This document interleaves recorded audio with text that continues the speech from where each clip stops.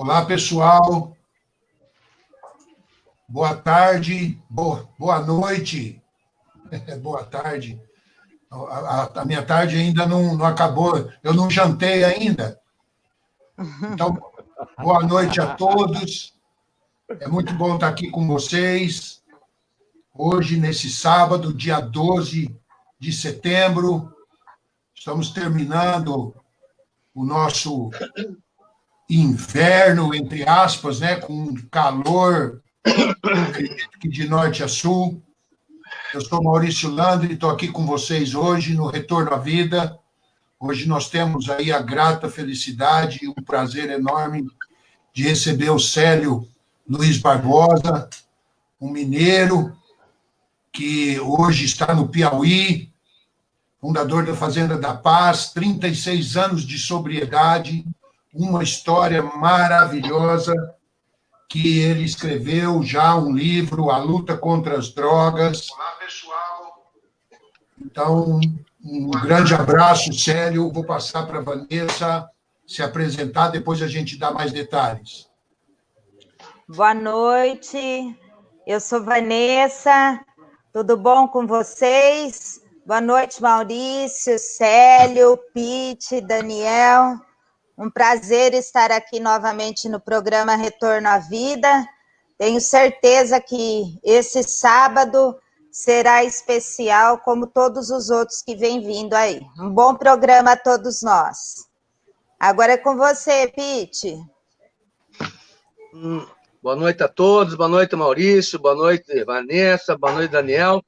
E o nosso entrevistado da noite, Célio Barbosa, o mineiro do Piauí, né? Ou o Piauí de Minas, né? Então, obrigado a todos que estão nos assistindo, que acompanham. Sei que hoje vai ser um depoimento super interessante, super bacana. Tudo que o Célio desenvolve, e vai estar aí.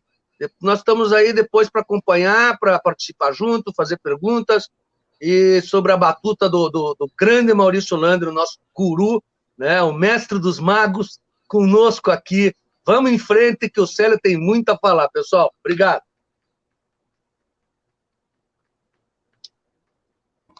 Boa noite, Maurício. Boa noite, Vanessa. Boa noite, Luiz Carlos Pitt. Boa noite, Célio Luiz Barbosa. Grande Célio, hein? Até que enfim a gente se encontrou. Se Deus quiser. Né? Essa pandemia aí não deixa a gente se encontrar pessoalmente, né? Mas por aqui a gente vai se falando, vai se conhecendo, né? Ouvi muito bem falar de você e tenho a alegria de estar participando dessa live, de mais uma live aqui, hoje, especialmente com a sua presença. Cara, eu quero começar perguntando o seguinte para você, Célio. Como que você entrou nesse mundo da adicção, da drogadição? Qual foi as razões? O que aconteceu antes? O que antecedeu antes do uso? Para a gente começar a entender você, começar a entender melhor tantas outras pessoas que começam a usar droga, depois tem muita dificuldade para sair, depois passa por tratamento, depois pós, enfim, até o dia de hoje, né? Sei que você é um cara liderança, né? Um cara que fundou uma fazenda, uma comunidade muito importante no Brasil, mas eu gostaria de saber, no começo, como que tudo aconteceu. Gente, boa noite, Maurício, boa noite, Pete, Vanessa e Daniel. Boa noite a todos que estão nos ouvindo. Vai ser um prazer falar com vocês. Meu nome é Célio Luiz Barbosa, sou filho de Atalice Gonçalves Barbosa e Juvenal da Cruz Barbosa. Sou filho caçula.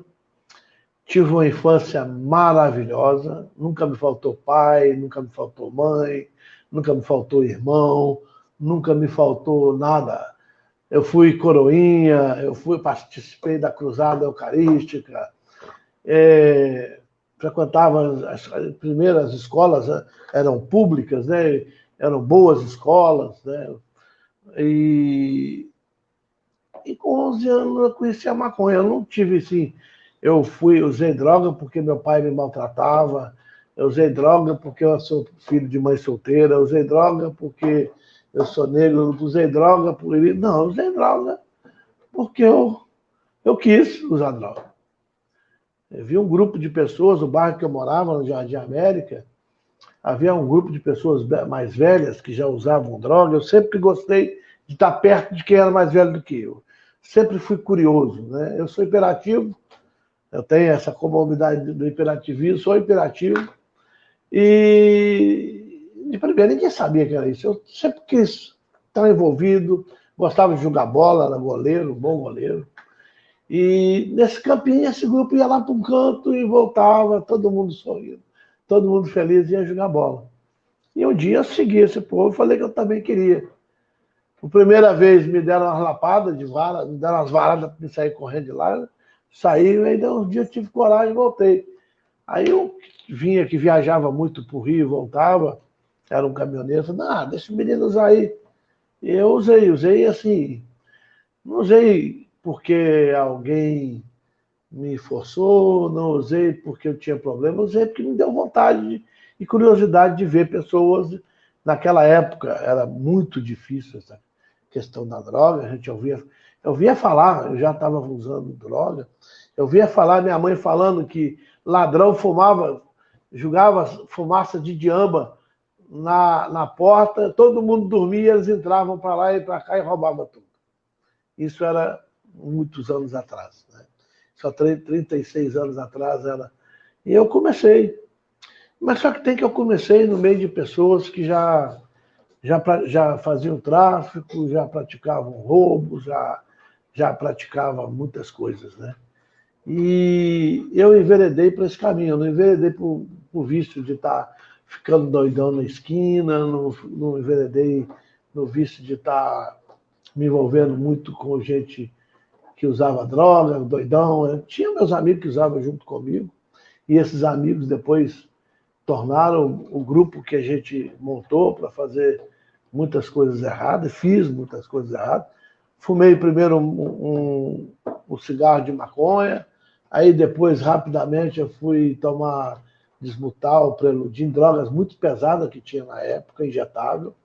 Hoje eu sou transplantado de fígado por causa disso, que eu peguei hepatite C, então eu tomei muita droga injetável pesada que tinha na época, né? E cocaína era uma coisa muito difícil de se falar, não é de ter, de se falar dela, né? E eu vi aumentando o número do uso, né? E parti para a criminalidade, parti para o roubo, e fui treinado, fui preso, né? Fui preso como menor no DOI-CODE, fui lá, me treinaram a ser uma pessoa que eu fui, né? Porque era para mim subir para umas ações que tinham política na época. Eu sou do tempo da ditadura, que bandido é bom, é bandido morto, maconheiro é safado e sem vergonha, tem que matar também, que não presta, é gente que tem que ir para o sanatório. Eu sou do tempo que ser dependente químico era uma coisa muito difícil. E para o caminho que eu enveredei era pior ainda. Era pior ainda. Então, eu me especializei em roubo, né? Fui roubar. Meu último grande roubo foi em 81, né? Numa sexta-feira, 13 da Paixão, abri 200 e poucos cofres, 285 cofres, uma fábrica, lá no Alto da Afonso Pena, uma fábrica de relógio e joia. Então, assim, eu pratiquei na minha vida, eu fiz muitas coisas que eu tenho vergonha de lembrar, porque eu vejo meus filhos, minha esposa, e vejo o que eu faço hoje e lembro. Eu fui uma pessoa muito ruim, muito ruim, que eu falo com você, é ruim mesmo. Me chamavam de Celinho Caixão. E chamar Celinho Caixão não era porque o Raul Seixas, na época, falava caixão e vela preta, não, que a gente copiava as falas dos cantores, principalmente os doidões. E é porque era o caminho que eu fazia. Eu era muito ruim com as pessoas, Eu cobrava as minhas dívidas, eu cobrava e não tinha inimigo, porque os inimigos eram mortos, e assim foi. Eu fui tendo uma fama muito ruim das pessoas que me conheceram, muito respeito. Aí você passa a ter alguma coisa no bolso, boa aparência. Eu gostava de andar de terno, gravata, e a sociedade compra aquilo que vê, ela não compra aquilo que as pessoas têm por dentro, ou ela compra aquilo que ele tem de material e vê. Eu mandei muitas meninas para a Europa, entrei no negócio da prostituição, ganhei muito dinheiro, fiz um grande império na questão da venda de droga e cheguei num patamar que pouca gente sai vivo. Eu, com 25 anos, eu acreditava que nos 26 eu já não chegava vivo. Isso eu tinha certeza. Eu achava que era benzido pelo demônio, porque fiz pacto junto com os nossos amigos. Tinha um que a família era toda, mexia com candomblé. Candomblé não, é um negócio de magia e tal, e fomos lá, bebemos sangue. E eu tomava tiro só do lado esquerdo, facada do lado esquerdo. E achava que era protegido. Depois eu descobri que é Deus que estava tomando conta de mim. Achava que era protegido. E isso chegou num patamar tão grande que eu me sentia, quando não acontecia a questão da morte, da questão da ruindade da minha vida, eu me sentia que estava faltando alguma coisa. Aí saía para a rua para procurar. Fiz muita besteira, muita besteira que...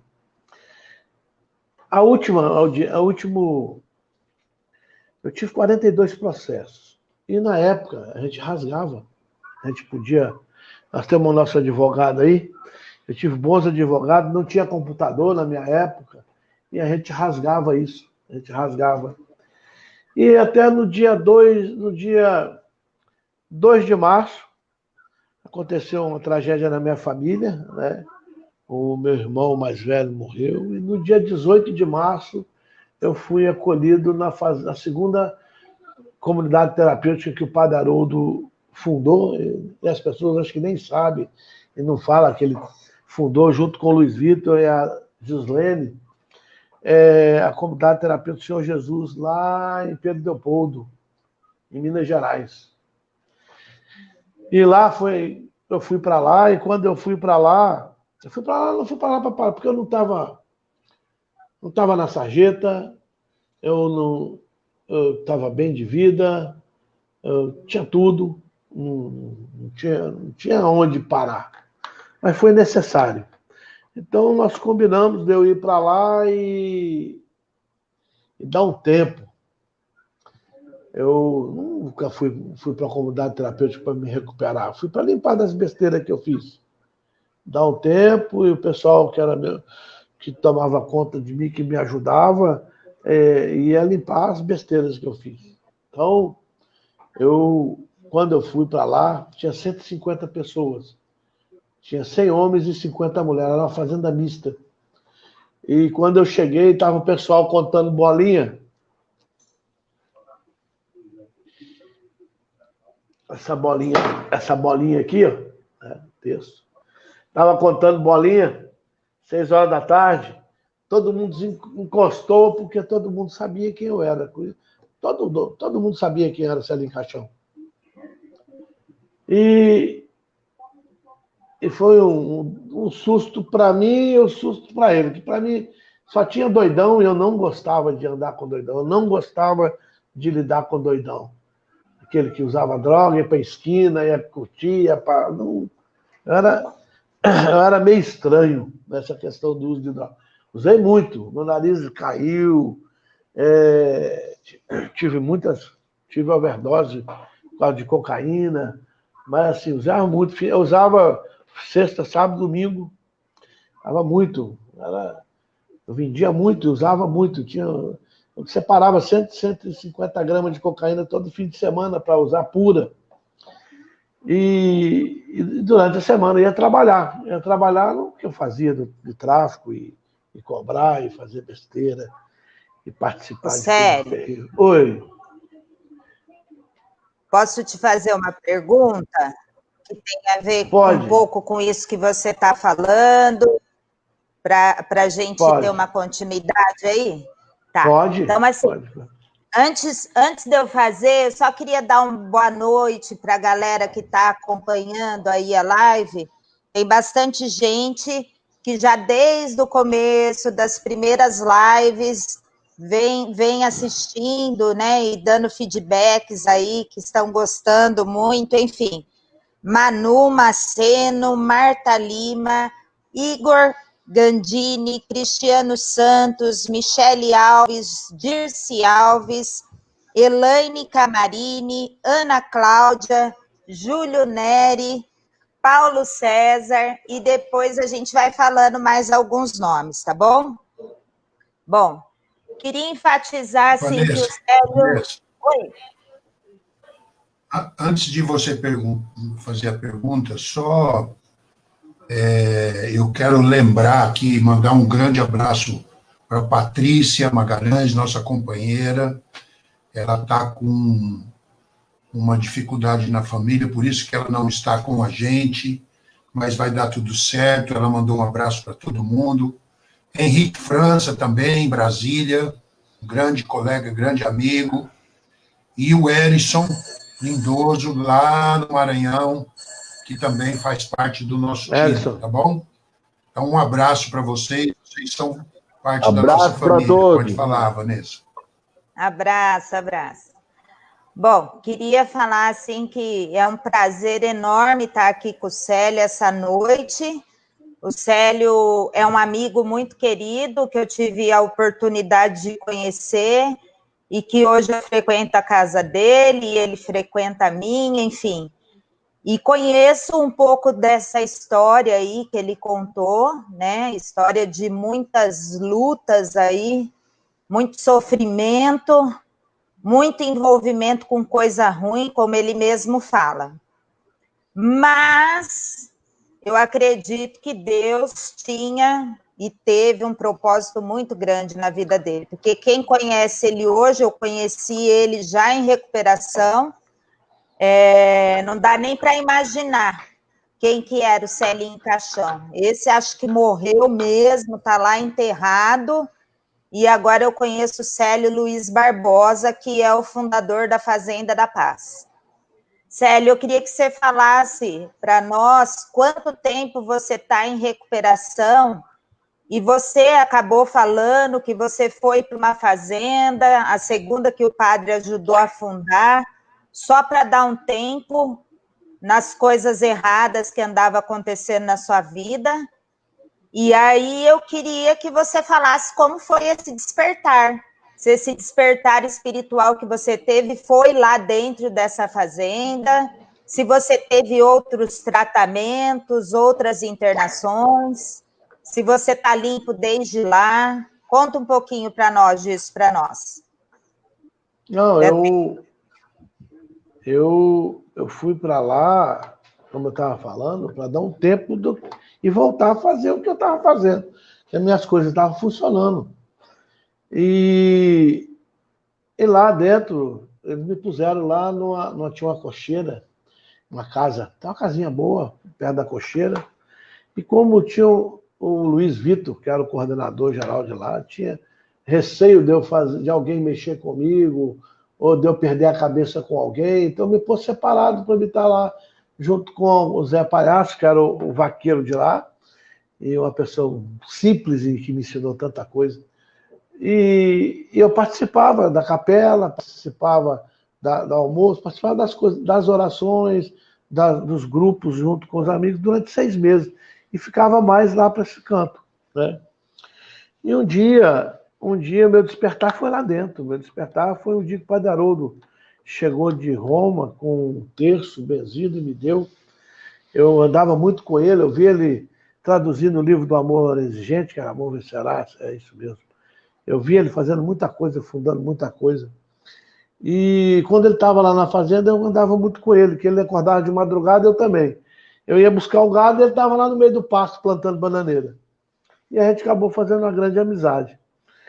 E ele falou, filho, confessa que é melhor, e conversa aqui, conversa daqui, conversa dali. Eu sempre tentando achar que estava desdobrando o padre.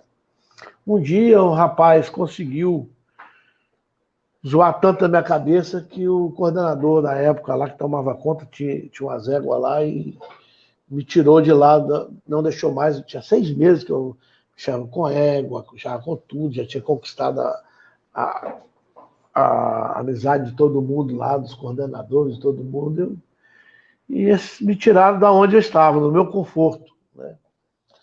E eu falei, ninguém nunca mexeu comigo, eu vou ficar aqui, esses bandos de otários. Eu falei, não. Eu fiquei o dia inteiro fazendo um negócio igual a gente, o ferro que você enfurra no saco assim, e tira o grão e não rasga. Eu fiz os ferros daquele e planejei. Roubei a chave da Kombi, que ficava lá na Casa Sol, lá em cima. Então ela desligada, chegava até na porta. Planejei, foi a primeira coisa que eu planejei na vida e não fiz. Falei, vou matar esse cara e vou embora. E o padre acabou o terço, né, das 6 horas. O padre Haroldo, a gente tinha algum jantar, o padre Haroldo me chamou e me deu o terço. Para que você está me dando isso? Eu usava um macacão, pus no bolso. Macacão, cheguei lá, o pessoal foi, vai dormir? Não, vou dar um tempo aqui. E eu só lembro que eu peguei nesse texto e acordei com a sirene. Eu já acordava todo dia sozinho, 3 horas da manhã para tirar leite, que 5h30 tinha que estar na cozinha, para 6h30 dar um café para todo mundo. E eu apaguei, e quando eu acordei, esse cara estava lá na porta. Passou a noite toda na porta do meu quarto. Me abraçou, pediu desculpa, eu já com ferro, não tinha jeito de eu fazer nada. Fui procurar o jeito de esconder o ferro que eu fiz e fui para a capela. E foi a primeira vez em 6 meses que eu ouvi a palavra, foi a armadura do cristão, naquele dia. Foi a primeira vez que eu prestei atenção, foi a primeira vez que eu ouvi, foi a primeira vez que eu senti um clarão na minha vida, um clarão assim, né, da luz, a minha mente abrir, né? Eu participava lá, abria a Bíblia, a mesma coisa, estava vindo um livro de pornografia, veio um bocado de pensamento negativo, quando você está mexendo com a Bíblia, se você não quer. E daquele dia em diante eu tive um despertar. E cada dia que tinha o texto, eu me pegava muito mais nesse mantra, dessa oração. Parece repetido, não, mas é uma oração muito forte na nossa vida. E foi o meu despertar espiritual foi dentro da comunidade terapêutica. Lá eu encontrei Deus. Lá, a partir desse dia deu tudo errado na minha vida. Porque tudo que eu planejei não aconteceu. Não fiz. Né? Fiz meu processo de recuperação, era 9 meses, fiquei 1 ano e 2 meses. Depois fui para São Paulo com o Frei Edson Fradão, né? Que é um dos fundadores da Renovação Carismática. E eu fui para lá. Recebi o convite para ser padre, eu falei que nesse negócio não é comigo. E de lá para cá, primeiro eu fui aprender a conhecer o que era a Bíblia, o que era a palavra de Deus, lá com o Frei Edson Fradão. Então, a minha recuperação foi 2 anos e 4 meses no processo de recuperação em comunidade terapêutica. Era 9 meses, eu fiquei 1 ano e 2, depois fiquei mais 1 ano e 2 meses lá em Cipó-Guaçu, fui ajudar a montar uma comunidade terapêutica. Foi a primeira comunidade terapêutica que eu fui ajudar a montar numa barraca de lona, em Cipó-Guaçu, em São Paulo. Né? A sede era lá na Vila Matilde, em São Paulo. Ô, Célio, você está há quantos anos em recuperação? Só por hoje.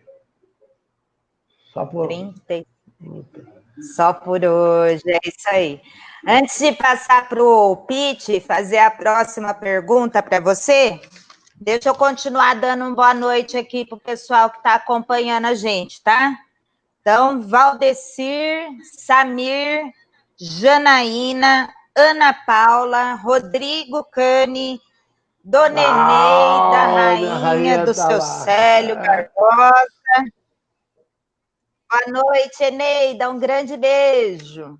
Silvio Fonseca, Lourdes Guerra, Ricardo Valente, Vera Lúcia, Marco Aurélio, Gislaine Coque, uma grande amiga nossa, Cleiton e Sandra Marques. Vamos lá que o depoimento do Célio está muito espiritual.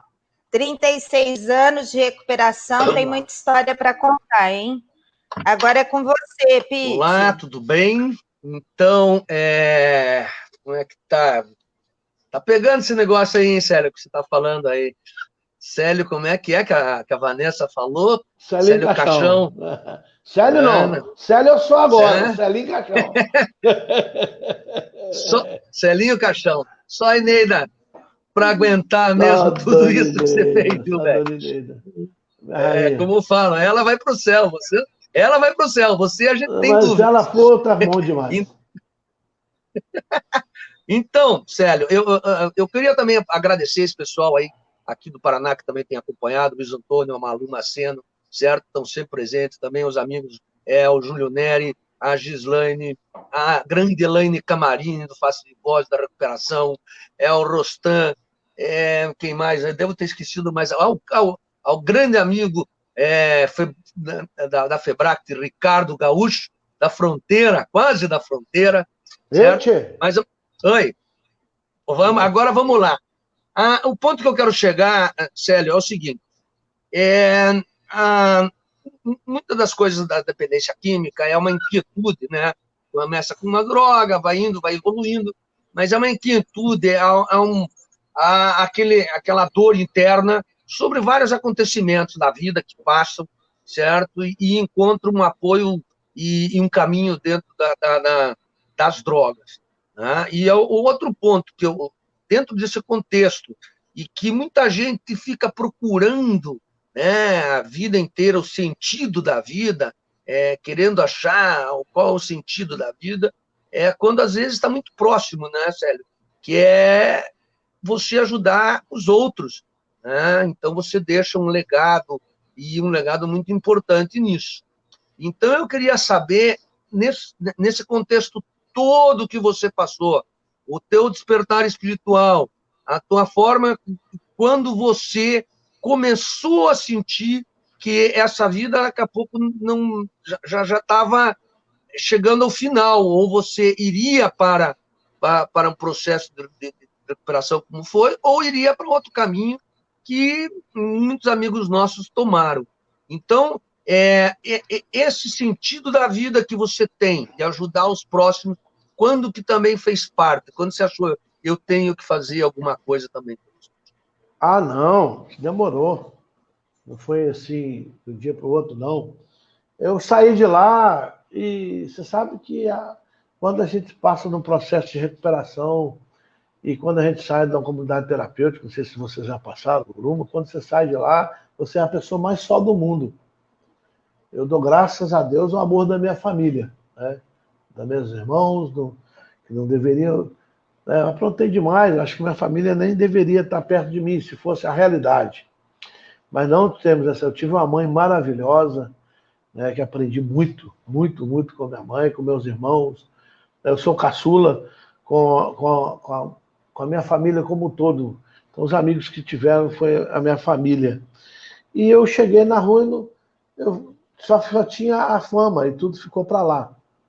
Mas quando eu saí, eu tive a sorte e eu fui convidado a ser disciplinado na faculdade Newton Paiva e do Colégio Anchieta. E lá, ficou 5 dias que eu tinha saído que eu fui para São Paulo, fiquei lá, aí voltei. Quando eu voltei, as irmãs tomaram a fazenda lá do... Aí mudou o nome para Renascer, tomaram dos vidros, fizeram essas coisas de... Deixa para lá. Uma coisa que nós... Mas assim, aí eu voltei, quando eu voltei para casa, o Alonso me chamou lá para o Colégio Newton Paiva, conheci os donos e fui trabalhando, e depois começou a campanha do Nilton Cardoso, a campanha do Horácio Questa, esse grupo fazia a campanha disso, eu passei a me envolver nisso, e quando eu vi, eu estava envolvido em situações que eu fazia na minha vida, para mim mesmo. Aí eu pensei assim, larguei larguei lá e consegui, com a ajuda do meu irmão Morá, do meu tio e do pessoal que estava lá, 2 barracas na Feira Hippie, lá em Belo Horizonte, da Praça da Liberdade. Lá era um lugar imenso de venda, era uma 25, mas só se dizia em artesanato, né? Aí fui fazer cinto e bolsa, e deu certo. Mas aí o padre Oswaldo, do Recanto de Caná, existe até hoje, ele foi umas 3 vezes lá na minha banca e me chamou, olha, vamos lá. Maria Lídia, Maria Lídia também, lá, todo dia ela me ligava. Maria Lídia, o filho dela passou lá com a gente, mas não deu certo. Mas ela nunca desistiu dos outros filhos que ela tinha, que eram a gente, né? E esses outros filhos, e quando o Padre Oswaldo, lá na Henrique Gorsec ainda, lá no Padre Eustáquio, queria montar, eu fui para lá, já estava o Tuquinha, que eu conheci lá também na fazenda, e começou na Fazenda do Caná. E quando eu fui ver, eu larguei tudo para lá e larguei tudo, né? E estou aqui. Aí fui para vários lugares até chegar em Teresina, aonde nós viemos aqui. Não foi para também na minha vida, tudo que deu certo não foi para fazer. Então estive lá em Votuporanga com o irmão da minha esposa, ele me convidou. Até brinquei, rapaz, tinha umas irmãs bonitas, tem umas irmãs bonitas. E eu falei, eu te dou uma moto, tinha uma 750, né? Conseguido com o trabalho. Olha pra você ver, a melhor coisa da minha vida foi quando eu recebi o meu primeiro salário, foi quando abriram a conta para mim do salário no Banco Bamberinos, quando eu consegui, isso eu comprava à vontade, quando eu consegui comprar uma jaqueta para mim e pagar de 6 vezes. Para você ver as alegrias que a gente vai conseguindo nessas mudanças. E lá eu vi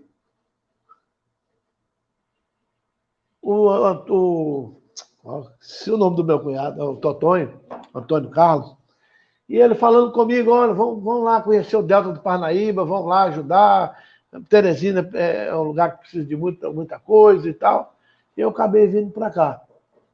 Vim para aqui, minha rainha está aqui me ouvindo, em 20 dias ela pegou essa aliança, essa aqui não, essa aqui, ó, pegou essa aliança, pôs no meu dedo e falou assim, animal bom é ferrado.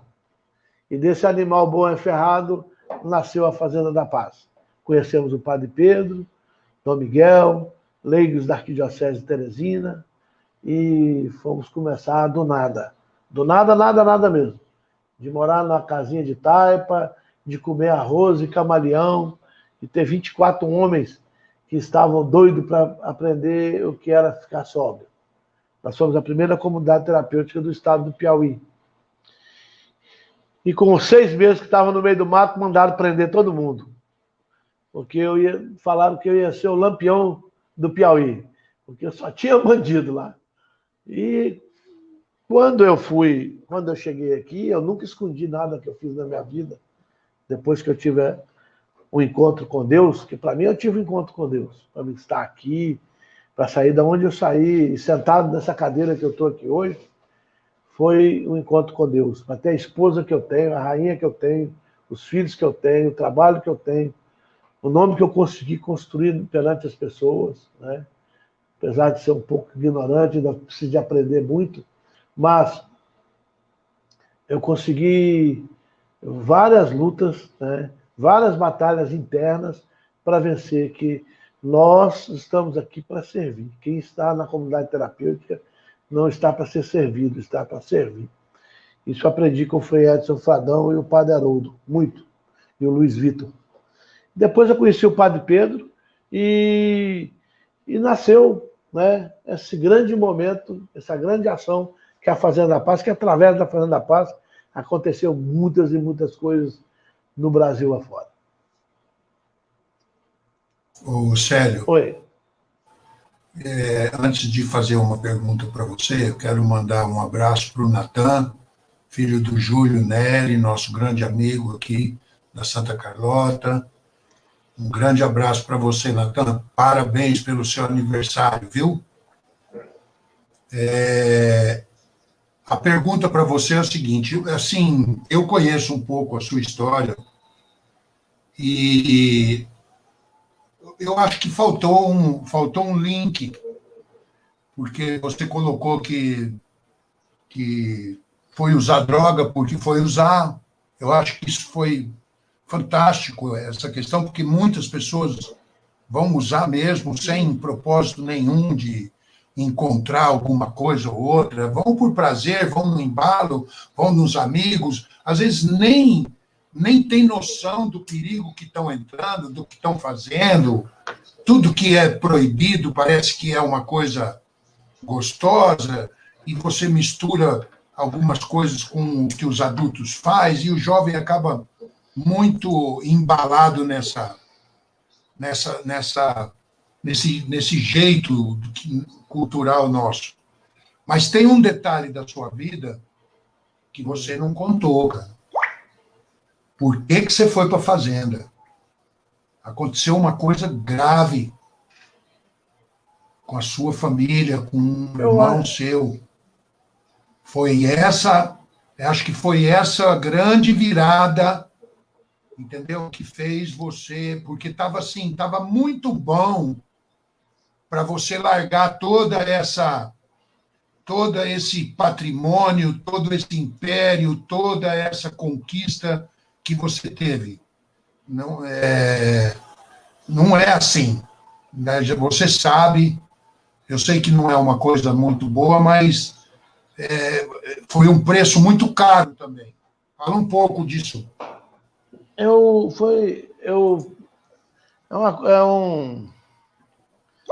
Como é que eu falo? É uma dor muito grande, Maurício. É uma dor muito grande.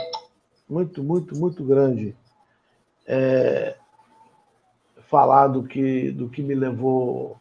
Não foi só isso que me levou, mas é ver minha mãe na beirada do caixão e virou para mim: filho, tá na hora de você voltar à vida. Eu lembro disso até hoje. E meu irmão foi assassinado, né, e foi uma tristeza muito grande para todos nós, foi uma coisa muito terrível. Eu não gosto muito eu não sei se hoje ou esses dias eu estava pensando muito nisso, sabe? Me dói muito, muito essa fala, essa morte do meu irmão.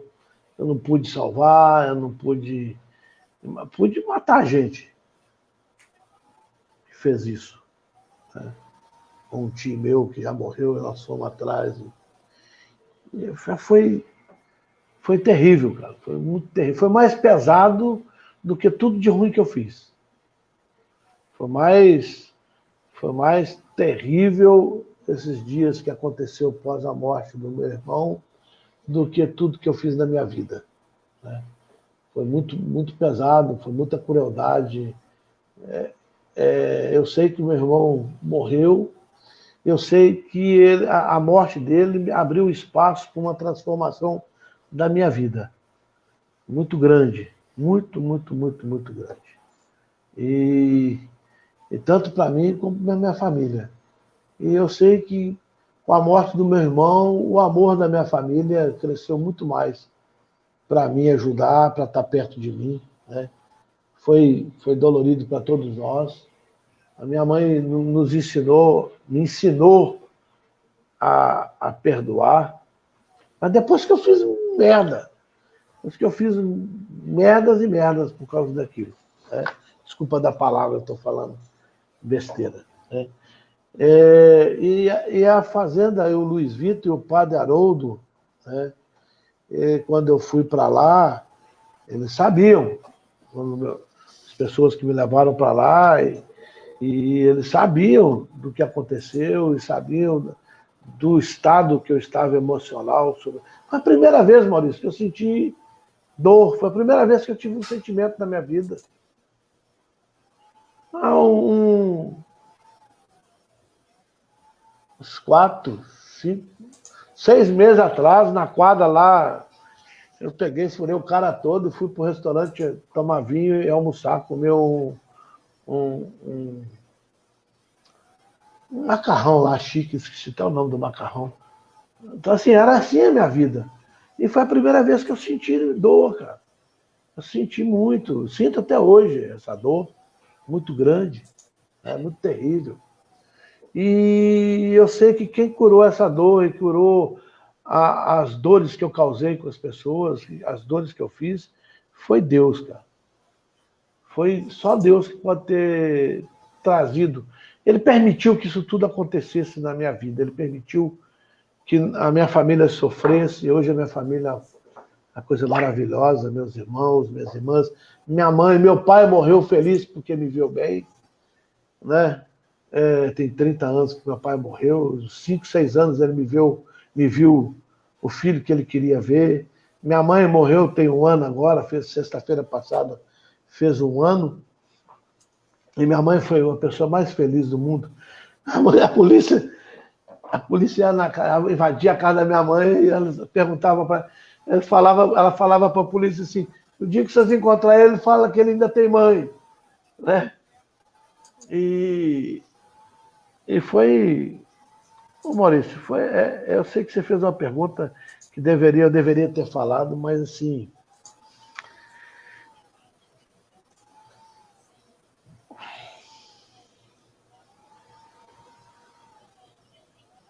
você já falou, meu amigo. Você já falou. Força, Célio.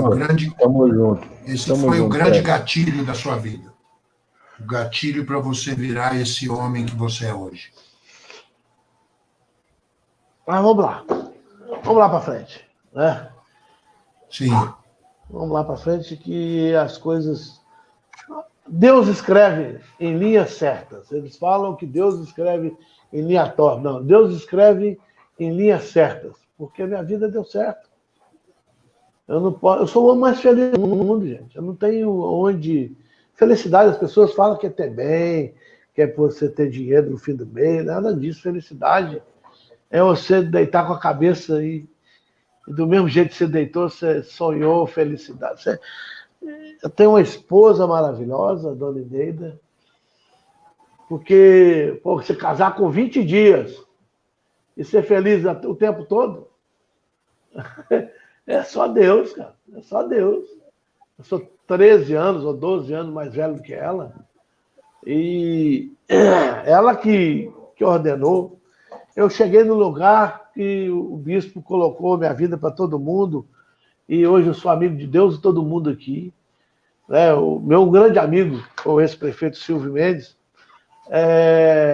quando teve a reunião lá na casa do bispo para a gente fazer a Fazenda da Paz, ele falou: olha, ele é um cara muito franco. Eu gosto dele porque ele é muito franco. Ele falou: senhora, não leva a mão não, Dom Miguel.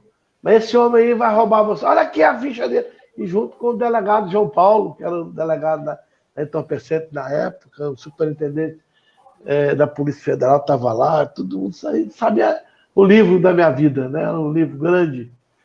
Aí eu virei para ele e falei assim, Dom Miguel falou assim: aqui é um vaso novo, Silvio Mendes. Dom Miguel, o senhor é muito ingênuo. Aí eu virei para ele e falei assim: o senhor me acompanha. Ele me acompanhou, hoje é um dos melhores amigos que eu tenho aqui, cara. Grande companheiro, grande amigo, né? Eu consegui construir um nome através da honestidade e da verdade. Coisa que não era e coisa que não tinha. Porque eu aprendi com o Luiz Vitor, o Padre Haroldo e a Gislene, eu nunca mais esqueci. Um dia eu queria vê-la, não sei se ela é viva ainda. Né? Era a psicóloga que tinha. 36 anos atrás já tinha uma psicóloga na comunidade terapêutica. E o povo fala que o psicólogo não pode estar na comunidade terapêutica. O povo mais imbecil que eu já vi na minha vida. E ela me ajudou muito. Não, eu tenho que falar assim, eu não posso. Minha fala é desse jeito, eu não sei falar diferente. Né? E ela me ajudou muito. Eu tive grandes amigos. Depois eu conheci o Santo Padre Pedro Bausi, que me pôs na trilha correta. Assim, me pôs na trilha do servir. Então, eu vivi com ele muito tempo, santo porque estamos trabalhando a canonização dele, né? Ele já recebeu o título de servo de Deus e está seguindo, né? Ele, na minha vida, ele fez um milagre grande, se der tempo a gente fala, foi um milagre que aconteceu na minha operação. Mas vamos em frente. Eu quero passar Sério? a palavra para a Vanessa, para ela fazer os agradecimentos. Tem mais uma aniversariante. E depois, Vanessa, a pergunta do Daniel, tá ok? Sim. Aguenta aí, Pete. Bom, falar boa noite, então, para o pessoal que está acompanhando aí, continua mais algumas pessoas, Rostan, a Rosana Nascimento, com certeza ela e o Aldo estão aí, Ricardo Azevedo, Eliseu Marcel, grande amigo, Regis Shell, Janaína Gabriela Bastos, uma amiga minha lá de Agudos, Luiz Antônio, Silmara Luciano, Marlete, Cassiano, Renilda Borges, Hélio, Deise Tavares e Vilma. E dar os parabéns para Marta, que está fazendo aniversário hoje. Marta Lima, parabéns, está conosco desde a primeira live, também uma guerreira aí em recuperação, lutando, exemplo, né, por essa causa. Feliz aniversário, muitos anos de sobriedade e paz para você. Agora a próxima pergunta é com o Daniel. O Daniel, antes, só deixa eu falar um negócio. Algumas pessoas estão pensando que é meu aniversário, porque a Marta... Parabéns, Maurício. Não, é da Marta e do Natan. Parabéns, Maurício! Você nem me convidou, hein, Maurício? Parabéns, Maurício. Poxa, parabéns, Maurício. Parabéns pra você. Cara. Ô, Maurício, quer comer o bolo sozinho, Maurício? Esposo, não estou sabendo. Por que você foi falar isso, hein, Maurício?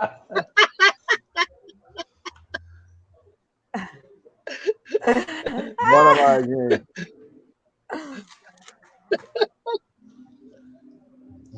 Parabéns, Maurício. Então tá, mais uma vez, parabéns para Marta Lima, né? E eu vou aproveitar a carona aqui na minha pergunta. Célio, Oi. Vamos falar um pouco da maconha. Você diz no começo da entrevista que a maconha foi a porta de entrada, né? Foi. Eu me identifico muito com isso, né? Na verdade, assim... Pode falar. Desculpa. Pode falar? Também foi a minha porta de entrada, mas como a entrevista é com você, eu vou deixar de falar por que foi a minha porta de entrada. Obviamente, a gente vai se identificar nessa história. E eu queria perguntar para você, como presidente da FENOCT, fundador da Fazenda da Paz, agora mais para um lado teu profissional, sobre o projeto de lei 399, que tanta gente está procurando saber o que é, como que eu faço para ajudar, como que eu faço para compartilhar contra, como que eu mando e-mail para o meu deputado para ele não votar nesse projeto de lei, e o quanto isso vai ser ruim para a sociedade. Gente, a maconha, eu tenho sequelas dela. Tenho sequela dela até hoje. Esquecimento. Já fui médico, já fiz exame, já olhei. São sequelas irreversíveis que ficaram pelo uso da maconha, que é o esquecimento. Eu esqueço muito o nome das pessoas, né? Gravo fisionomia, mas o nome eu esqueço. É uma sequela do uso da maconha.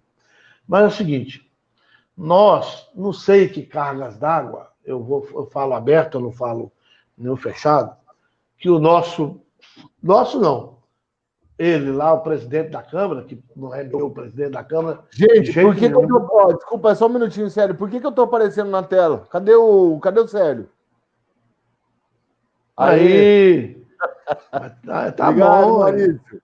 Mas tá bom. Maurício. Então, o Rodrigo Maia, com alguns líderes, tiveram uma reunião com uma empresa canadense que trabalha produtos da maconha. Foi a empresa que implantou a maconha medicinal, que não existe maconha medicinal. É uma balela muito grande essa história, é uma mentira muito grande, que não existe. Adalberto, meu filho, está aí, Adalberto. Não existe a maconha medicinal. Então, o Rodrigo Maia, com alguns líderes, e 3 deputados, que não recordo o nome deles, eu não consegui gravar o nome deles de tanta raiva. Não consegui gravar o nome deles. Eles colocaram, depois dessa reunião com essa grande empresa, eu não sei o que aconteceu, porque o Congresso funciona por causa da pandemia à distância, para aprovar leis e projetos, né, que, por conta da pandemia, para ajudar a questão da pandemia, única e exclusivamente. Aí coloca um projeto de lei que libera o plantio da maconha, que libera a venda da maconha, o armazenamento da maconha, a exportação da maconha e a produção dos produtos, né, da maconha. E lá tem um pedacinho que fala do canabidiol, que não tem nada a ver, eles estão usando essas crianças, infelizmente, né? E para tornar o Brasil... Então tem uma coisa muito terrível. Uma semana atrás, essa empresa pagou 1,5 milhão para uma grande emissora aí para ter um programa na hora que as crianças estão lá, né, para falar e levar pessoas que precisam do uso do canabidiol. Eu e o Egon fomos do Conselho Nacional de Política sobre Drogas, eu fui titular, e o Egon participamos de várias ações, inclusive as ações que começaram a ter entrada, né, na Anvisa, e hoje já está regulamentado. Toda a questão do canabidiol está regulamentado. Toda. E ontem, o Mazzueto, né, o ministro da Saúde, deu uma entrevista, uma declaração, que o SUS agora vai dar gratuitamente para as 4.600 famílias que precisam do canabidiol. Então, por que eu posso plantar 400 mil hectares? Vocês sabiam que para fazer o canabidiol para 5.000 pessoas gasta 70 quilos? E que é uma... Palhaçada. E que é uma molécula, né, das 480 moléculas da maconha, uma molécula, né? Então, olha, eu ouvi isso do Osmar Terra, um grande ministro, acompanhamos desde 2010, nós temos uma história muito linda, eu, Maurício, e um grupo de pessoas, desde 2010 construímos muitas coisas, acho que vai dar tempo de falar aqui, mas o canabidiol, então tinha que ser igualzinho o captopril. O captopril, ele é feito de uma molécula do veneno da jararaca. Então nós temos que ter um projeto de lei por causa do IBAMA, que toda família que tem problema de pressão possa criar uma jararaca para fazer o veneno do chá da jararaca. É a mesma coisa. Entendeu? Uma molécula, né? Você sabia que o cianureto é um grande remédio fitoterápico para quem tem a... Esqueci o nome da comorbidade, rapaz. Esqueci. Depressão aguda. Sabia disso? Cianureto é o quê? Não é um veneno? Ele tem uma molécula. Então, na verdade, é uma armadilha esse negócio de plantio aí. Armadilha? Essa é a maior... Rapaz, eu não posso falar que esse povo foi comprado porque eu não estava lá.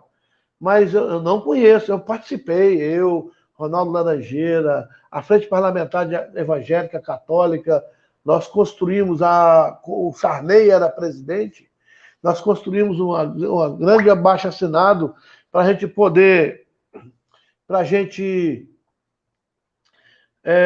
proibir a propaganda de bebida e colocar, igual colocou no rótulo do cigarro, colocar no rótulo da bebida. Uma semana antes, a Ambev reuniu os 530 deputados. Imagina o que aconteceu na lei mais na frente. Foi aprovado. E a cerveja ficou, que não é contido como uma bebida de alto teor alcoólico, ela tem 26 graus. A cerveja boa tem 26 graus. Tem umas aí que tem 16. Né? Então, assim, é uma grande armação, é uma grande mentira. Como é que você vai plantar agronegócio? Aí em São Paulo vocês têm agronegócio de soja, da cana, do arroz. Aqui ninguém planta menos de 50 mil hectares para participar do agronegócio. Nós estamos falando de 400 mil hectares de maconha plantada no Brasil. Isso vai ser vendido para quem? Eu vou deixar meu telefone, eu tenho como mandar o telefone de todo mundo, o e-mail dos deputados, que vocês têm que falar com o deputado de vocês. Vocês que estão aí, têm que falar com os deputados federais. Eles não são ingênuos, como é que é isso? Então, a Inês fala muito comigo, mas assim, esses deputados vão ser lembrados que em 2022, que foram eles que abriram o grande negócio da maconha para o Brasil, que o Brasil vai passar o seu celeiro mundial, porque a nossa terra vai produzir milhares e milhares de toneladas de maconha, que a nossa terra é melhor. Nós temos sol, principalmente aqui no Nordeste, nós temos sol, nós temos água, temos a luz que a maconha precisa para nascer. Você já viu quando o pessoal é preso numa sala cheia de luz, que ela precisa de luz, né? Então, assim, é uma aberração colocar um projeto de lei que o Brasil todo, eu tenho certeza, que mais de 80% do Brasil, né, mais de 80% dos brasileiros não aceitam a liberação da droga. Olha, só a Fazenda da Paz já atendeu mais de 30 mil famílias, e todas tirando os alcoólatras, que não deve ser mais de 2 mil, todas elas começaram fumando maconha, cara. Os seus filhos que foram acolhidos começaram fumando maconha. Estou falando de uma instituição pequena, igual a Fazenda da Paz, e agora, nesse momento, as comunidades terapêuticas do Brasil, nós estamos atendendo em torno de 90 mil pessoas agora. E eu garanto a você que todos começaram com maconha. E que estão em tratamento. Os que não estão. Célio, e tem uma outra questão, né? A questão da esquizofrenia, né? Ela desencadeia uma série de outras comorbidades e patologias, não é? Fala aí um pouco. Mas a esquizofrenia, ela é irreversível.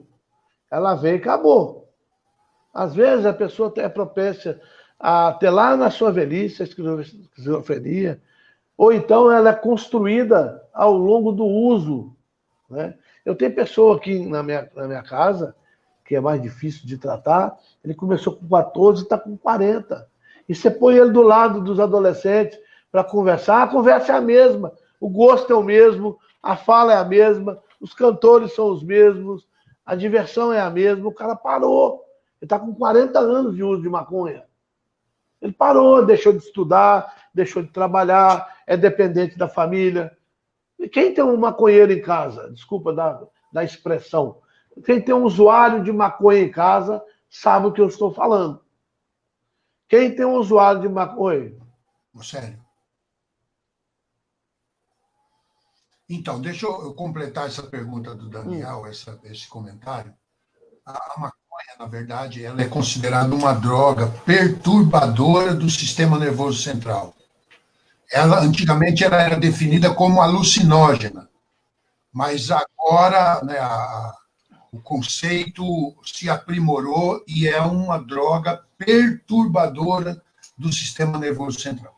Então, se você já tem uma tendência, ou mesmo que você não tenha uma tendência, você começa a utilizar esse tipo de substância, você confunde todo o mecanismo e você compromete o seu mecanismo cerebral. Os sentidos, a noção de tempo, de espaço, as respostas, a memória, a libido, vários problemas derivados do uso da maconha.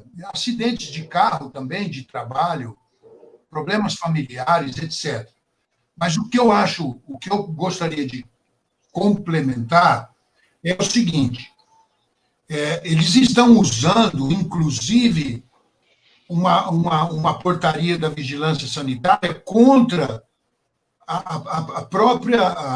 essa própria nossa discussão em relação a isso. Então, eles falam assim, se a vigilância sanitária já liberou o uso do canabidiol, a importação da canabidiol, olha a pegadinha, a importação do canabidiol, por que nós vamos ter que comprar lá fora se nós podemos produzir aqui dentro? Olha só a sacada dos caras. Entendeu? Ao invés da gente importar o canabidiol, a gente pode produzir aqui dentro. Então, isso tudo, cara, é um verdadeiro cavalo de Troia, como o doutor Quirino coloca. E assim, uma continha, 1 mais 1 igual a 2. As drogas que mais matam no mundo, as que mais são usadas no mundo, são as drogas lícitas. Você liberar uma, legalizar mais uma, aumentar o consumo, aumentando o consumo, aumenta a disponibilidade, aumentando a disponibilidade, aumenta os problemas relacionados. Ou seja, não é uma questão de proibicionismo. As pessoas ficam falando, parece que elas não conhecem a Europa, parece que elas não conhecem o mundo lá fora. Não é tão liberado assim, não. Essa história de que é liberado não é assim, não. Você não sai usando drogas e crianças usando, pelo contrário, a legislação lá é muito forte, não vende para menor, não vende para depois das 10 horas da noite. São estados com fronteiras totalmente cercadas dos dois lados pelos países. O Brasil não tem nada disso. Nós temos uma história triste ainda a vencer, que é a questão da nossa cidadania, né, da nossa pátria, do nosso nacionalismo. Então, assim, é realmente um grande problema esse projeto de lei, que está disfarçado para ajudar as pessoas, mas eles querem produzir um monte de produto, picolé, bala, sorvete, doce, bolo, e venda de maconha para o consumo de qualquer pessoa, porque no Brasil não existe, infelizmente ainda, nós não temos uma fiscalização. E nós somos os maiores fiscais. Nós temos que denunciar. E a gente olha e muitas vezes a gente não é. Desculpa, mas eu precisava colocar isso, porque realmente é um perigo esse projeto de lei. E uma outra coisa que eu queria colocar aqui também, antes do Célio responder, é um outro mito, né? As pessoas acham que vai liberar também, vai acabar o tráfico de maconha. Não vai, não. Viu? Vai piorar o tráfico. Agora, entendeu? Ninguém compra na farmácia. Tem hoje mais cigarro contrabandeado do que cigarro com imposto. Não, é claro, onde vai tirar imposto. Ó, o Uruguai, o tráfico de droga aumentou. Ninguém compra em farmácia maconha, compra dos traficantes. É mais barato. É um monte de... Lá na lei. Deixa eu fazer um comentário.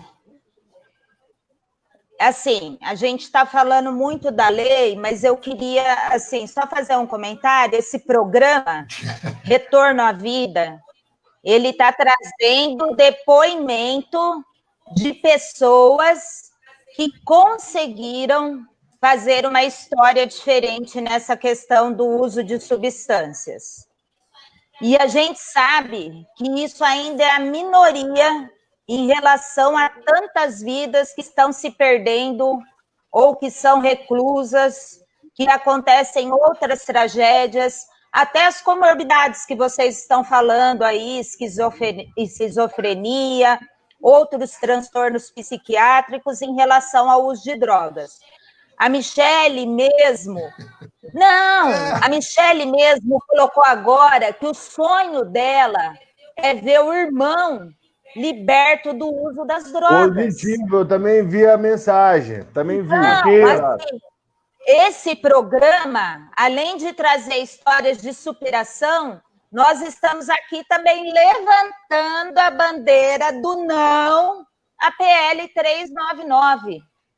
Porque nós sabemos o quanto que isso vai impactar no sofrimento de muitas e muitas famílias que estão aí lutando, estão aí orando e tendo esperança para libertar, né, para ver liberto ainda os seus familiares das drogas. Então, por isso que nós fizemos esse adendo, estamos fazendo essa fala sobre a política.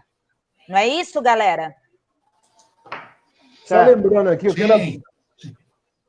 Posso fazer um adendo? Faz o adendo e já faz sua pergunta, falar. O adendo, agora eu quero falar. Faça a pergunta, exato. Aqui eu vou responder para Michele Alves. nós estamos elaborando um programa igual esse, o Retorno à Vida, mais voltado para a família, que vai ter o início na próxima terça-feira. Então, Michele Alves, você está convidada na próxima terça-feira, às 8 horas da noite, a participar da primeira live só com familiares, né, que são entrevistados. É um programa que tem essa configuração nossa, mas voltado apenas para a família. Obrigado, gente. Legal. Vai lá, Pete, com você. Vamos lá. Primeiro, eu quero só fazer um adendo sobre toda essa questão da PL 399, que, infelizmente, para desgosto, um dos deputados que está encabeçando isso é aqui do Paraná, que se chama Luciano Tucci. E daí tem mais um outro deputado, acho que é o Paulo, não sei o quê. E também esse adendo é da seguinte maneira. Para a produção da cannabis medicinal, e veja, cannabis medicinal ou canabidiol, é necessário um local isento de qualquer influência de produtos externos na sua composição, quando ele vai crescer, esse pé da maconha.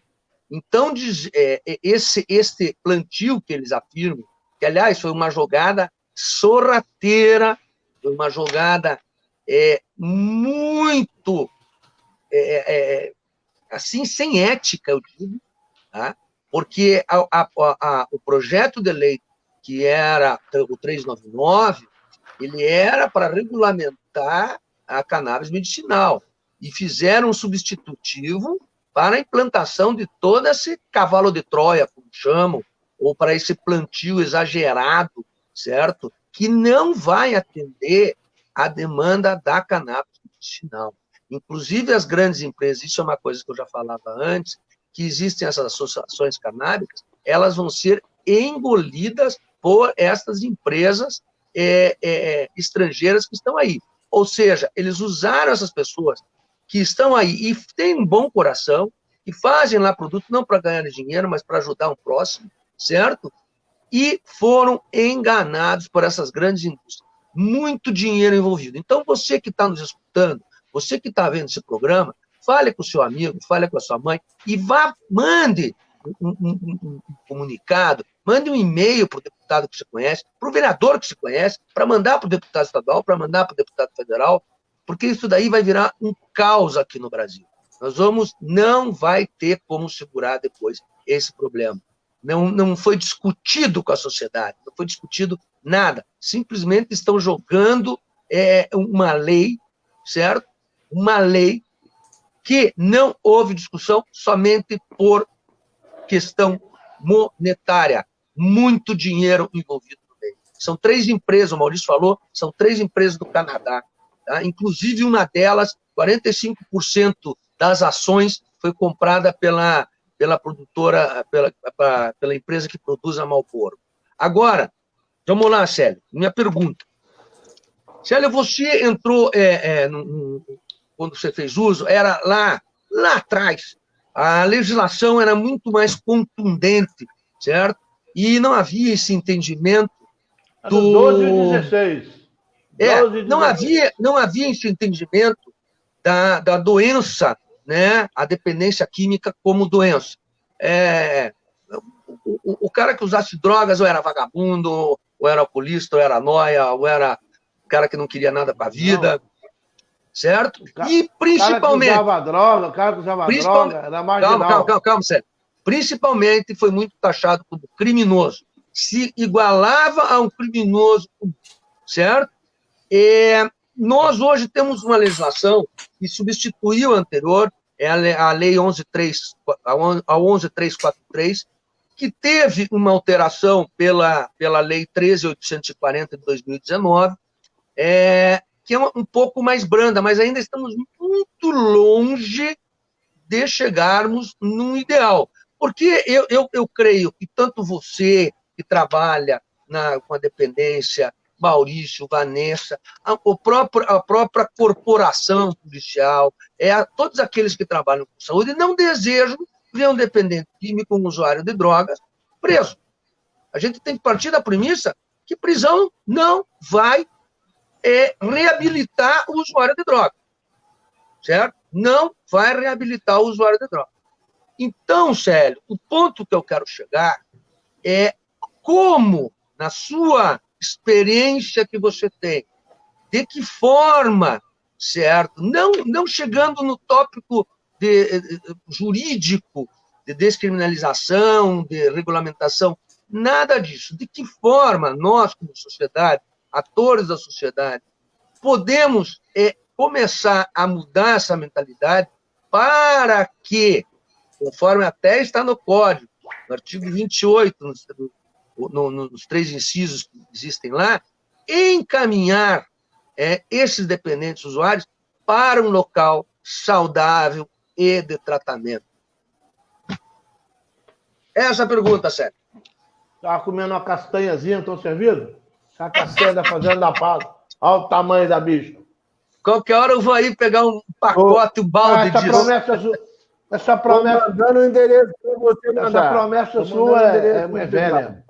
Não, mas agora não deu para ir, né, Sérgio? Como é que eu vou aí nessa pandemia? Meu advogado, que você é meu advogado, vou falar com você. Em questão das leis, a primeira coisa que nós temos que aprender no Brasil é ter o dever e o direito. Porque nós queremos nas leis só os direitos da lei. Só os direitos. Nós trabalhamos os direitos das pessoas, mas ninguém trabalha que as pessoas têm que conquistar o seu direito. A nossa lei, essa antes da 13.840, ela já descriminalizou o usuário. O usuário não vai mais preso por causa Não, despenalizou. Despenalizou. Ela não descriminalizou, despenalizou. Não, o termo você me ajuda. Mas ela não vai mais preso. Então, isso é uma grande mentira quando a gente fala que o usuário vai para a cadeia. Não vai. Isso facilitou o uso contínuo de muito dependente químico na rua, escancarou o uso na rua, escancarou o uso porque ele não vai mais preso com baseadinho mais. Não vai. Mas tem polícia que é sacana e leva. Mas o Brasil precisa de mudar primeiro a nossa cultura de tudo ser com piedade, com pena, com dó. O dependente químico precisa de cuidado, é uma doença que precisa de ser cuidada, né? E a maioria do dependente químico, a sua maioria, ela comete pequenos delitos para manter o seu vício, que o vício é caro. O vício é caro. O vício não é barato. Eles falam que a única droga que eu não usei na minha vida foi o crack, que eu não conheci, não tinha. Eu conheci de uma maneira terrível, não usei não, mas um dia eu conto para você como é que foi. Mas não usei crack, nunca usei na minha vida. Fala que a pedra é R$5, mas o cara tem que... a pancada dá 5. Então, eu estou dependente químico, eu cometi infrações, em vez de eu mandar ele para a cadeia ou passar a mão na cabeça dele, eu criar responsabilidade para o dependente químico. Ou seja, se você caiu, foi preso por causa de um delito e por causa da sua dependência, você vai ser encaminhado para um tratamento. Você vai assumir a sua responsabilidade de fazer um tratamento. Agora, se você não assumir a sua responsabilidade, você vai ter que responder pelo crime que você cometeu. Porque a maioria que vai preso porque cometeu um crime, pequenos furtos. A cadeia está lotada de pequenos furtos. Um celular, um botijão, uma coisa... Está lotada desses pequenos furtos. E a maioria é para o uso de droga. Então, se o dependente químico ele está despenalizado, foi isso que você falou, né? Não é isso? Ele está despenalizado. Mas ele tem que... Então, ele não tem que mandar ele para a rua, voltar a usar droga para ficar naquele ciclo vicioso. Ciclo vicioso. O que mora na rua, ele rouba de manhã, vai preso de tarde, e no outro dia de manhã está roubando de novo para ser preso de tarde. Então, nós temos que aprender a usar a responsabilidade da lei. Nós temos que aprender a usar a benevolência da lei. O Brasil só quer usar a benevolência da lei e cria um ciclo vicioso para o dependente químico. Rapaz... Célio, eu quero fazer uma pergunta para a gente já encerrar esse assunto, mas é muito importante isso também. Eu quero que você fale, como presidente aí da FENOX, acompanhando todo esse trâmite no Congresso Federal, né, mais próximo aí dessas ações, o que a família, o que essas pessoas que estão assistindo a nossa live pode fazer? Elas podem mandar e-mail para os deputados, elas podem protestar. Sim. Não pode ir lá no Congresso, não tem ninguém no Congresso. Não, lá no Congresso tem ninguém, tá vazio. Tá vazio. O que elas podem fazer? Eu não sei se o Edu está ouvindo a gente aqui, ele tem um link. Tem um link que você acompanha os deputados lá. O que ela pode fazer? Falar com o seu deputado na sua região, né? Manda o telefone, se quiser telefone, pode dar meu número, que eu tenho telefone de todos os 530. Tenho e dou. Telefona para ele, manda o WhatsApp para ele, fale com ele, acorde, porque não pode. Tantos homens e mulheres, eu, Maurício Lander, um grupo muito forte, o Adalberto está aqui, o Ego, o Rolf, muitas pessoas, acabo esquecendo o nome, o Ricardo está aí. Nós vamos muito em Brasília e vamos lá no Congresso e participamos lá dentro, junto com eles lá. Já fizemos de várias ações na hora da votação. Tem muitos homens e mulheres que estão lutando por um ideal para ser um deputado, o cara tem que querer, porque é um trabalho que eu não quero ter, não tem tempo para nada. Mas então os caras estão lá. Não dá. Congresso não dá para ir lá porque está fechado, não tem ninguém. Não existe. O e-mail, você quer o e-mail do deputado, você entra no site do Congresso, está lá todos os deputados, os que estão ativos e inativos, todos lá. Né? E nós estamos mandando o WhatsApp para todos. Estamos fazendo, tem um movimento nacional, PL 399 não, e estamos trabalhando 24 horas para mostrar para eles. Já conseguimos que a Frente Parlamentar do agronegócio não está mais apoiando, a Frente Parlamentar, que eles abriram a fala sobre a PL, que a Frente Parlamentar Evangélica estava em peso apoiando, é mentira. Eles colocaram na votação a lei de 2014 e não essa PL substitutiva. Que a lei de 2014 fala do canabidiol, fala da medicina. Na época nós ajudamos. Aí nós conseguimos trabalhar, porque a Anvisa está aí. Ontem, Brasil, o SUS assumiu o medicamento canabidiol gratuito para todos os 4.600 que precisam no Brasil. Então, assim, é um cavalo de Troia para o Brasil ser o celeiro da produção de maconha. Então, gente, fale com o seu deputado, família, você que tem um dependente químico de maconha na sua casa, grava o vídeo, manda para o seu deputado, manda para o e-mail dele, manda lá para o escritório dele, na sua cidade. Na hora da eleição, ele vai lá. Na hora da eleição, ele vai lá na sua casa e aí a gente tem que lembrar, não, o senhor ajudou a destruir a nossa juventude liberando a maconha no Brasil. Isso nós não podemos esquecer. Mas Célio, eu acho que isso não vai passar. Célio, então a gente vai fazer o seguinte, conforme sugeriu o Maurício, então, nós vamos atualizar o site da revista com um link, com como é que está essa questão da tramitação isso no Congresso, para as pessoas poderem... Tem o link de votação, tem o link de votação. Da votação, que as famílias vão lá e votam, né? É complicado, tem que dar passo a passo, porque eles fizeram uma votação complicada. Você tem que ter paciência para chegar no sim. Tem uma paciência para falar que é contra, aí que você tem que ter certeza, porque tem umas pegadinhas que fazem você acabando falando sim. Então, nós temos que... Eu acho que uma coisa para a gente ressaltar aqui, para quem está assistindo, e às vezes não está entendendo, né, muito por que a gente envolveu o Célio nesse assunto, que é uma pessoa aí que está há 36 anos em recuperação, é porque o Célio, além de fundador da Fazenda da Paz, ele é também presidente da FENACT, que é a Federação Nacional de Comunidades Terapêuticas, e tem aí um longo caminho, né, de luta pelas comunidades terapêuticas, representando aí o nosso Brasilzão e o estado dele do Piauí nessa causa, nessa frente. Então, assim, a gente acabou envolvendo o Célio, né, hoje no programa Retorno à Vida, de novo, mais uma vez, porque a gente sabe o sofrimento das famílias e dos dependentes, e que muitos não conseguem ter a oportunidade de sair das drogas, né?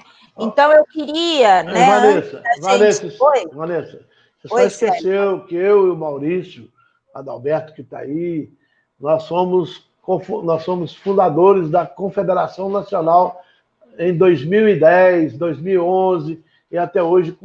Aí construímos todas essas regras e normas que estão aí. Nasceu da Carta do Piauí, né, que o Maurício ajudou a escrever, e isso tudo está acontecendo hoje de bom. Nasceu, até hoje eu não sei. Nós estávamos em Campinas, sentados num banco, num sol, um banco de cimento.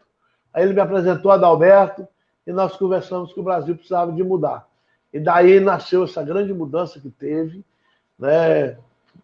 Nasceu essa grande mudança, fomos lá, conversamos com o padre, nós vamos fazer isso. Muita gente já fez, meu filho. Não, Maurício, não.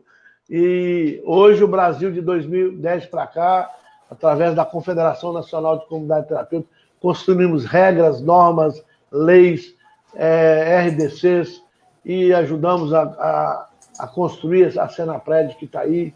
Ajudamos muita coisa, né? Não foi o Célio, mas foi um grupo junto com o Célio, junto com o Maurício, junto com o Ego, junto com o Adalberto, junto com o Ricardo, junto com o Rolf, junto com várias pessoas, o Edson, Michele, várias pessoas, e enfrentamos lá. Por isso que eu falo, eu conheço aqui os deputados que eu encontrava presos no avião. Célio, você está indo mais em Brasília do que a gente, porque nós armamos campanha lá e hoje se tem regras, normas e leis e marco regulatório, tanto para adolescente como para os adultos das comunidades terapêuticas. Foi esse grupo que lutou para acontecer, né? Então, nós vivemos isso. Não fiquei sentado aqui no Piauí, o Maurício sentado aí em... Como é que é o nome da cidade? Tibaia, não é? Itapira hoje. Itapira. Sentado em Itapira, esperando as coisas acontecer. Nós levantamos da cadeira e fomos atrás e damos a oportunidade para hoje, todos nós temos regras, normas e leis para servir melhor o dependente químico. Né? Hoje nós fazemos parte da rede. Oi. Pode falar.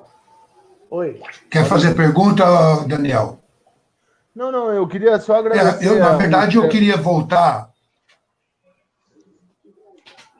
Eu quero fazer uma pergunta para ele, porque acho que isso também é importante. Fica à vontade, Maurício. É a respeito do retorno à vida. Ô, Célio, você fundou Fazenda da Paz, você abandonou o vício, o uso, a criminalidade, você trabalha hoje pela ética, pela dignidade, pela integridade, você tem família, você tem esposa, você tem 3 filhos, você tem 7 comunidades, acho que vai abrir mais uma, pelo que você me mandou, recebeu um lugar maravilhoso, tem várias conquistas e tal, mas eu queria, assim, quando você pensa na sua vida, isso tudo é maravilhoso, mas eu queria que você falasse uma coisa que está dentro do seu coração. Quando você olha para trás e vê essa trajetória de 36 anos, um dia de cada vez, independente de onde você chegou, onde está o Célio hoje, o coração do Célio? Rapaz, o meu coração hoje, Não vale família, não vale Não, vale fazenda da paz. O ser humano, o ser humano, o homem. O meu coração é um coração hoje muito, muito, muito feliz, muito alegre. Porque, ô Maurício, você, Vanessa, vocês têm um conhecimento do psique, da pessoa, da mente da pessoa. Não é? Faltou a palavra. Mas, assim, o meu interior, hoje, todo dia eu faço o 10º passo. Todo dia na minha vida eu faço o 10º passo. Eu faço a minha recuperação todo dia. Quando eu chego no 10º passo, a primeira coisa é meter o joelho no chão e agradecer a Deus. Olha, a gente era 10 comigo, 9 amigos meus estão mortos, que faziam a mesma coisa junto comigo, eu estou vivo. Eu fiquei doente e fiz o transplante de fígado. Aconteceu complicações, que aconteceu milagres na minha vida, eu estou vivo. Eu saí... Há quantos anos? 15 anos. Há quantos anos? 15 anos. Transplante 15 há 15 anos. 15 anos, de fígado. E você me conhece, sabe que eu como certinho, né? Tô comidinha certinho. Então, assim, o meu coração, ele é para mim, hoje, ele é um servo.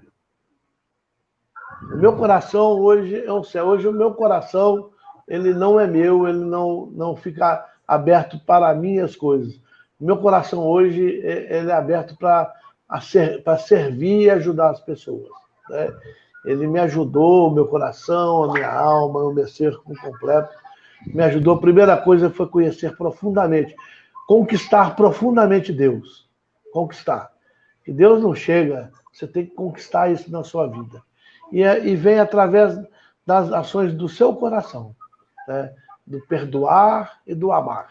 Então, assim, hoje eu viro e eu tenho certeza que ajuda as pessoas. Eu nunca perguntei a ninguém de onde veio, para o que veio, nunca fiz nenhuma pergunta da vida deles.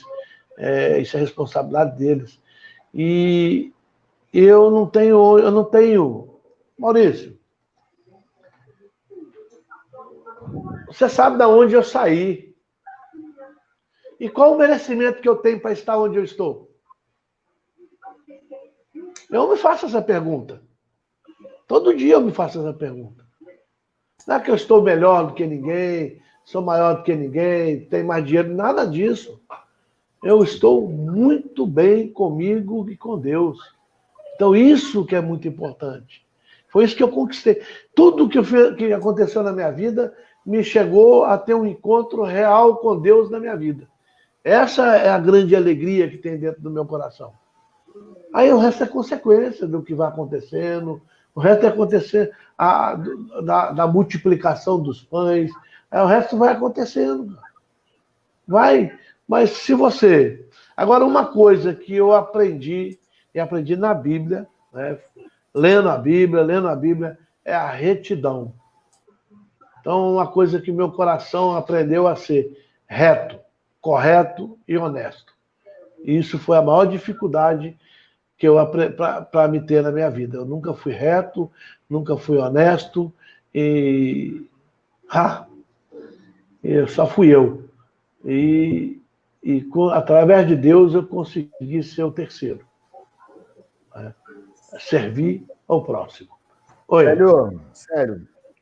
Fala. Obrigado pela participação no programa aqui conosco. Eu já era um fã seu, agora eu sou um super fã. Tamo junto. Passei a ser um super Vamos fã. falar mais. Muito obrigado. Fiquei muito emocionado. Só não gosto quando o Maurício me coloca na tela aí para todo mundo. Mas eu agradeço demais a sua participação e queria pedir para você... É por causa desse problema que a gente tem? Esse probleminha básico, que é o único problema que a gente não tem, né? Deixa eu falar uma coisa, Célio. Eu queria que você deixasse uma mensagem para todos esse pessoal que nos assiste, as mães, ao pessoal que está em processo de recuperação, deixar uma mensagem para eles. A minha mensagem é muito, muito curta. É confiança. Confiar em Deus. Confiar que vai dar certo. porque nós queremos que tudo vai dar certo na hora da nossa hora. É na hora de Deus. Não tem assim, as pessoas nos procuram, a mãe, pai, irmão, família. Agora, não, é na hora de Deus. Então é ter confiança. Acreditar que o seu filho, que o seu esposo, que sua esposa, que o seu amigo, o seu irmão, que vai chegar um momento que ele vai encontrar a sobriedade. Isso depende da confiança. E sozinho é muito difícil. Então, se você tem um problema, procure quem possa lhe ajudar, verdadeiramente. Mas é confiança. E confiar em Deus. Obrigado, Célio. Um forte abraço para você. Tamo junto, conta comigo. E depois eu quero mandar um WhatsApp para você no privado aí. Abraço, obrigado, Célio. Tá bom. Vanessa, você quer fazer uma colocação de despedida, Pete? Vou. Bom, quero dizer que foi um prazer imenso estar aqui com vocês essa noite, muito espiritual, cheio de história e emocionante, e ao mesmo tempo de informação e orientação para a população. Eu tenho um orgulho muito grande de ser amiga do Célio e ser de perto, né? Essa pessoa maravilhosa aí que ele se tornou lutando pela vida de pessoas como nós, né? E que um dia aí fomos salvos por um poder maior e também por pessoas que acreditaram, enfim, e lutaram e abriram espaço, e hoje ele e outras pessoas aí, como ele citou, é exemplo dessa continuidade. Obrigada, Pete, obrigado, Daniel, obrigado, Maurício, obrigado a todos vocês que estavam conosco até agora, 1h30 de live, né? E aí eu sei que às vezes a gente não fala o nome de todo mundo, mas mais algumas pessoas aqui, só para finalizar, que a gente lembrou e que estava aí conosco, a Janaína, né, Aldo, Adalberto, Douglas Cabral, Juliano, Douglas, Fátima, Danilo, Leandro, Alexandre, Jorge Junqueira, Regina, Cláudia Cruz, Alcinara, uma grande amiga, e Cleiton. Bom, boa noite para vocês e até o próximo programa, se Deus quiser. Maurício, apareceu aqui um rapaz que chama Carlos Eduardo. Se recuperou, ele cobrava pedágio na rua. Hoje ele é responsável na área de formação na universidade. Formou em Direito, casou semana passada. Tá aí, ó, tá, o Carlos Eduardo, tá aí, moça. Então, é um exemplo para mim. Hoje ele é responsável de uma faculdade na área de Direito, se formou em Direito, estudou dentro da Fazenda da Paz, fez o seu 2º grau na Fazenda da Paz, o Enem na Fazenda da Paz, passou em Direito, formou e é responsável de uma grande faculdade aqui hoje. E não eu quero deixar um abraço para o Jorge Junqueira. Eu não vi que ele estava online aí, Vanessa. É o Jorgeão. Jorge, um abraço. Aprendi muito com esse cara. Esse cara é fera. Um psicólogo top. Ele tem uma comunidade terapêutica em Santa Rosa do Viterbo. Forte abraço, Jorge. Bom, Pete. Oi, eu gostaria de fazer, agradecer você, Maurício, Célio, Vanessa, Daniel, a todos que nos escutaram.